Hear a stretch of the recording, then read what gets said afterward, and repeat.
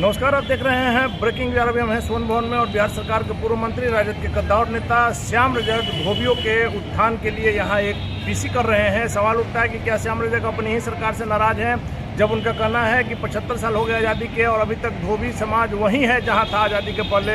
तो क्या अब उनकी ही सरकार में उनकी बात नहीं सुनी जा रही है कि वो धोबियों के कल्याण के लिए आवाज़ उठा रहे हैं, या लोकसभा चुनाव को देख करके अपनी जाति की संख्या बता करके दबाव बनाने की कोशिश की जा रही है? क्या कुछ है, यह तो समझने वाली बात होगी। फिलहाल आप सुनिए श्याम रजक ने क्या कुछ कहा। देश इकाई के अध्यक्ष प्रहलाद रजक जी हैं, हमारे साथ हैं महासचिव श्री देवेंद्र रजक जी हैं, हमारे अखिल भारतीय धोबी महासंघ के वरिष्ठ पदाधिकारी गेल बसंती जी हैं, वरिष्ठ साथी हमारे यार पटना जिला रजक समिति के महासचिव श्री राम विलास जी हैं,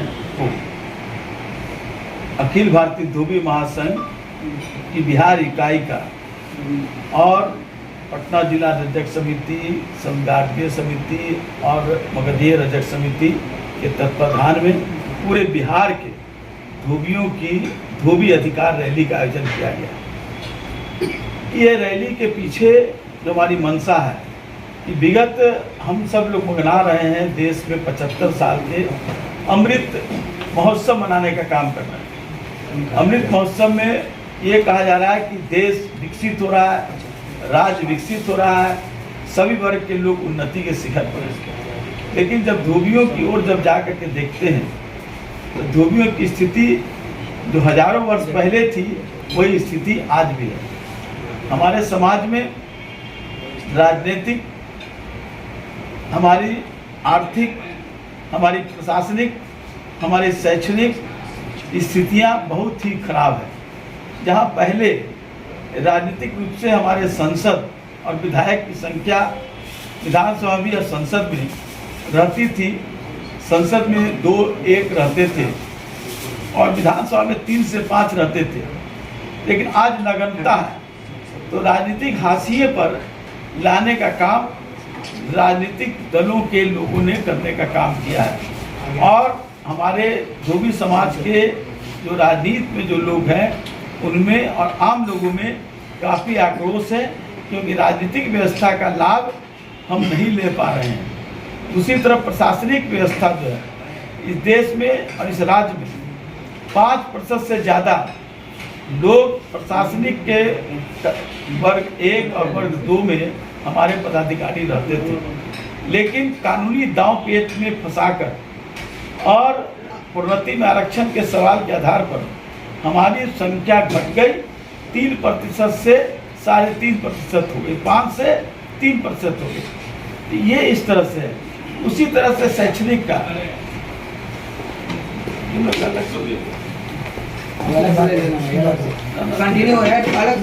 हमने मानदेय के आधार पर बहाल किया लोगों को। 18,000 टोला सेवक में 14,000 हमारे वर्ग के लोग हैं। विकास मित्र में भी हैं लोग, लेकिन विकास मित्र का भी वही काम है और टोला सेवक का भी वही काम है, बच्चों को शिक्षा प्रदान करना। लेकिन टोला सेवक जो है, जो शिक्षा सेवक के रूप में प्रवर्तित हुआ, उनको मिलता है 9,000 रुपया और उनको मिलता है 17,000। मेरा ये कहना है, और उसमें 80% से ज़्यादा धोबी समाज के लोग शिक्षक सेवक।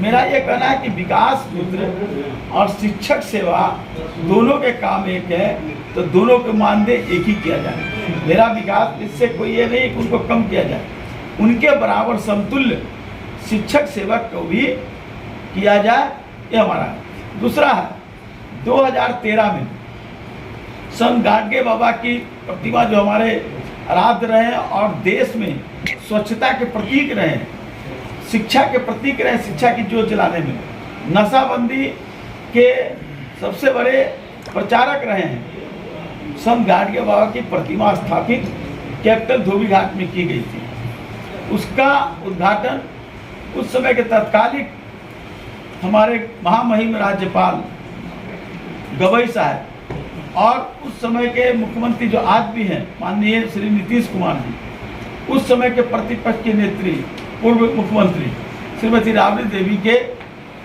उपस्थिति में गाडगे बाबा की प्रतिमा वहाँ स्थापित की गई थी और कहा गया था माननीय मुख्यमंत्री जी के द्वारा कि उस घाट को हम आधुनिक धोबी घाट बनाने का काम करेंगे।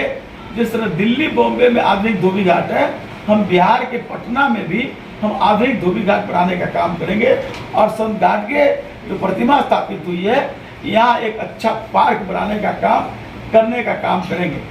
लेकिन ठीक हुआ उसका उल्टा, हमारा धोबी घाट जर्जर हो रहा है। अब धोबियों को मुश्किल है कपड़ा धोना।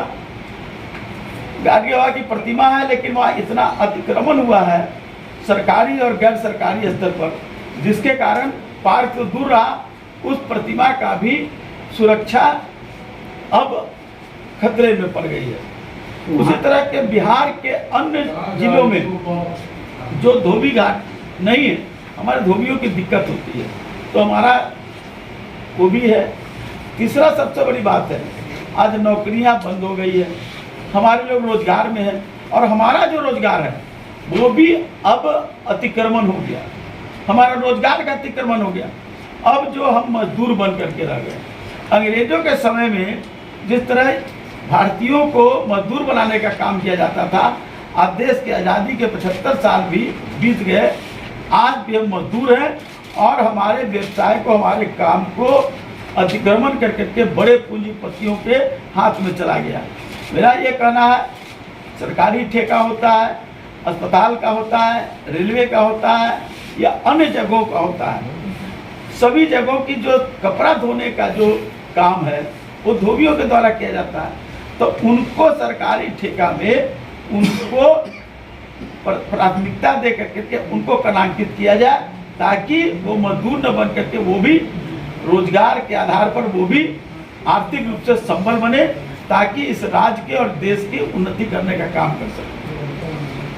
हमारा श्रमिक लोग हैं, धोबी का काम 24 घंटा श्रम का है। उस श्रमिक लोगों को आप श्रमिक की मान्यता नहीं दी है। मेरा यह कहना है कि धोबियों को जो श्रमिक के जो लाभ है, जो आपने कई तरह की लाभ की योजना बनाए हैं, हमारे लोग उससे वंचित हैं। तो धोबी व्यवसाय को भी श्रमिक के रूप में मान्यता दे करके श्रमिक की सुविधा दिलाने का काम किया जाए। और ये सारे सवाल हैं। आज देश में धोबी जाति की महिलाएं हैं, उनके साथ जिस तरह से कुत्सित प्रयास किए जाते हैं, कपड़ा लाने जाते हैं, कपड़ा पहुंचाने जाते हैं, उनके साथ जिस तरह से घटनाएं घटती है, आप पूरे बिहार का आंकड़ा उठा करके देखें तो दलितों के साथ जो होती है अपमान, अत्याचार, उसमें धोबी जाति के महिलाओं की प्रतिशत बहुत ज़्यादा है। तो उसकी सुरक्षा कैसे हो, उसके लिए उन जो हमारे जो धोबी समाज की महिलाएं हैं, उनको सरकार बीमा कराए, उनकी सुरक्षा की और उनकी सुरक्षा की बात करे। स्वास्थ्य बीमा कराए, क्योंकि दिन भर खटते हैं, मेहनत करते हैं, तो स्वास्थ्य की बीमा भी कराने का काम किया जाए। इन सब सवालों को लेकर के पूरे बिहार के एक बड़े स्तर पर, पूरे देश के, पूरे बिहार के विभिन्न जिलों से, प्रखंडों से, पंचायतों से कल का काम छोड़ करके लोग परसों यहाँ उपस्थित होंगे और अपनी आवाज़ को बुलंद करने का काम करेंगे।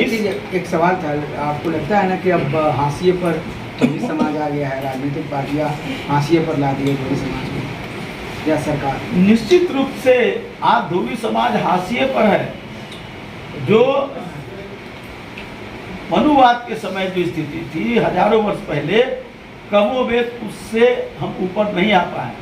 आज भी हम सुरक्षा, अपनी आर्थिक विपन्नता, अपनी शैक्षणिक विपन्नता और राजनीतिक विपन्नता के मकर जाल में फंस करके हम घिर गए। प्रोग्राम 2 अप्रैल को मिलर हाई स्कूल मैदान में हम पूरे बिहार के धोबियों का यहाँ जुटान होने जा रहा है। धोबी अधिकार रैली, जो हमारी राजनीतिक, हमारी प्रशासनिक, हमारी शैक्षणिक, हमारी आर्थिक और सामाजिक हिस्सेदारी और उन्नति के सवाल पर हम सब लोग उस दिन अपनी आवाज़ बुलंद करेंगे और उसमें हमारे समाज के जो वरिष्ठ लोग हैं वो संबोधित करेंगे। उसमें दसई चौधरी जी जो भारत सरकार में मंत्री रहे, श्री कमांडर कमल किशोर जो बहराइच से कमांडो कमल किशोर जो बहराइच से MP रहे हैं, श्री कामेश्वर बैठा, श्री बजमोहन राम, ये दोनों पलामू से MP रहे हैं। उसके बाद कई हमारे पूर्व MLA, कई हमारे लोग जो वरिष्ठ सामाजिक कार्यकर्ता हैं, पदाधिकारी हैं, प्रोफेसर हैं, इंजीनियर्स हैं, क्योंकि हमारे यहाँ इनकी कमी नहीं है। ये सारे लोग उस दिन संबोधित करने का काम करें। चलिए सरकार को हमने पहले ही बता दिया कि हमारी राजनीतिक वो आज संसद में हमारी एक भी संख्या नहीं है, विधानसभा में एक भी संख्या नहीं है। तो पहले रहते थे, हमको हाशिए पर ले जा रहा है।